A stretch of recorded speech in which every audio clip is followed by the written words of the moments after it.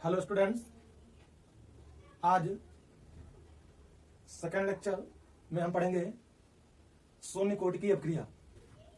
शून्य कोटि की अभिक्रिया, शून्य कोटि की अभिक्रिया, zero order reaction, zero order reaction. भैया शून्य कोटि की अभिक्रिया देखते हैं। शून्य कोटि की अभिक्रिया किसे कहते हैं? वे अभिक्रियाएं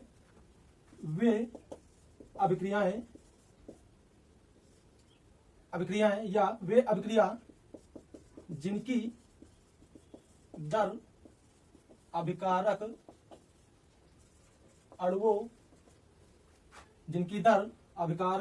की सांद्रता के शून्य घात के गुणनफल के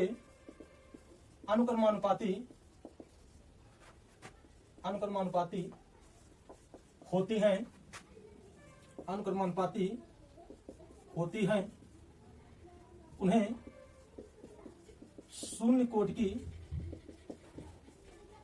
अभिक्रिया कहते हैं। क्या बोलो भैया? कि वे अभिक्रियाएं जिनकी दर अभिकारक अणुओं की सांद्रता के शून्य घात के गुणनफल के अनुक्रमानुपाती होती हैं, उन्हें हम शून्य कोटि की अभिक्रिया कहते हैं। जैसे प्रकाश की उपस्थिति में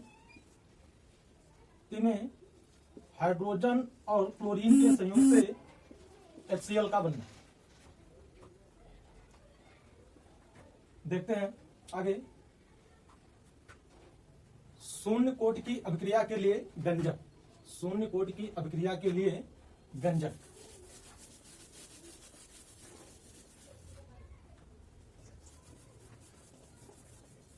अभिक्रिया के लिए व्यंजक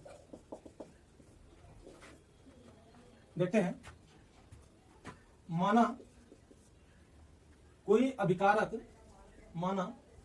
अभिकारक ए उत्पाद के रूप में P का निर्माण करता है। माना कोई अभिकारक A उत्पाद के रूप में P का निर्माण करता है।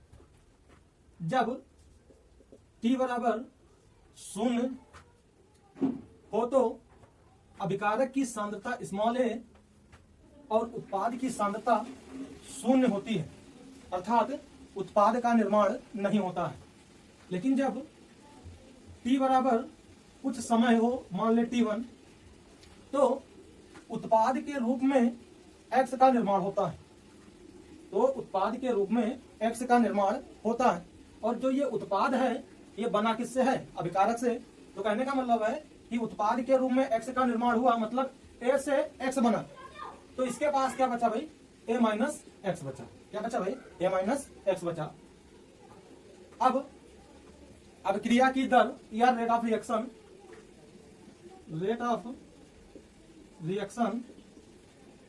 क्या कहती है भाई? अभिक्रिया की दर हमें पता क्या भाई? dx/dt। ये अनुक्रमानुपाती होती है किसके? अभिकारक अणुओं के सांद्रता के। तो ये शून्य कोटि की है, तो अभिकारक अणुओं की सांद्रता मतलब A सांद्रता के शून्य घात के गुणनफल के अनुक्रमानुपाती होती है। देखते हैं dx/dt। अनुक्रमानुपाती का साइन हटाएंगे, एक कांस्टेंट मिलेगा k, 0 मान लेते हैं या k ही रहने दे, इनटू इसकी वैल्यू है a माइनस x की पावर 0। हमें पता है कि जब किसी की घात शून्य का मतलब उसकी वैल्यू 1 होती है, उसको 1 मान लेते हैं। तो मतलब जब या a माइनस x की घात शून्य बराबर 1, हम जानते हैं जब किसी की घात शून्य का मतलब 1 होता है, तो इसको हम यहां पर रख देते हैं। तो dx/dt बराबर k इंटू 1 या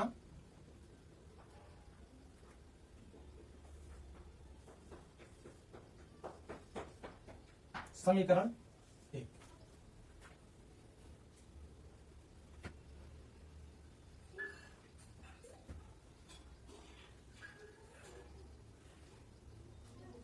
या इसी को लिख सकते हैं कि dx अपान dx बराबर k इंटू डी टी, के इंटू डी टी। समाकलन करने पर ऑन द इंटीग्रेशन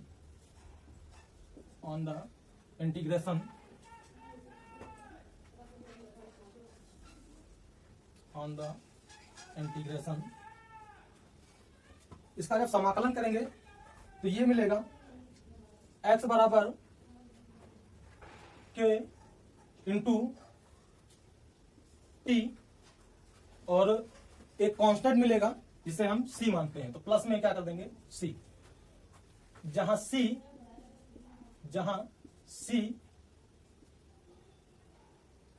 कांस्टेंट है, जब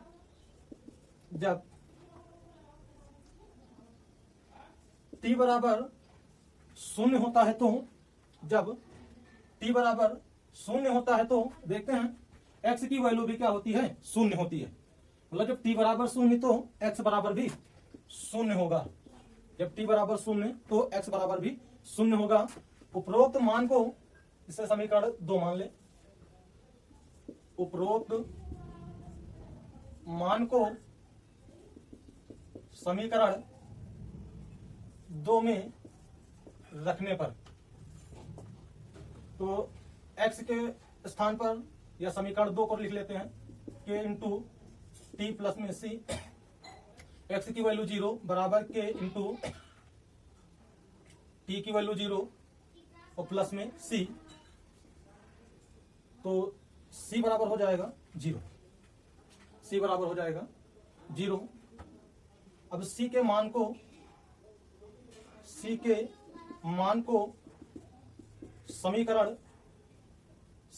को समीकरण 2 में रखने पर,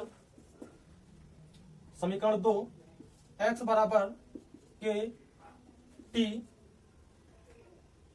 और प्लस में c की वैल्यू 0, या इसे हम लिख सकते हैं x बराबर k इंटू टी, x बराबर k इंटू टी, या लिख सकते हैं x अपान टी को इधर भेज दें, इधर गुणे में इधर आ जाएगी बेटे,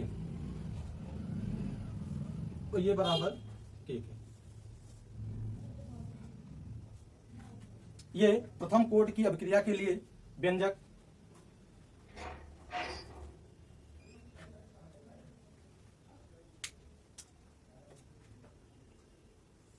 इधर देखते हैं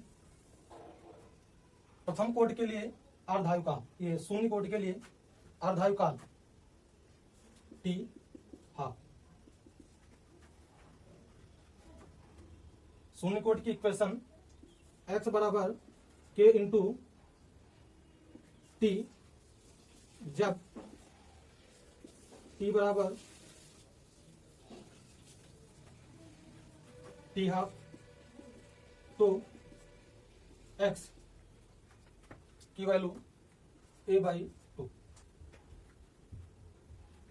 मान रखने पर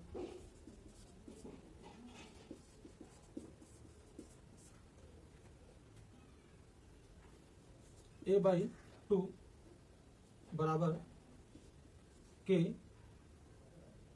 इंटू टी हाफ को इधर भेज देंगे तो ये आ जाएगा a/2 टी हाफ बराबर k।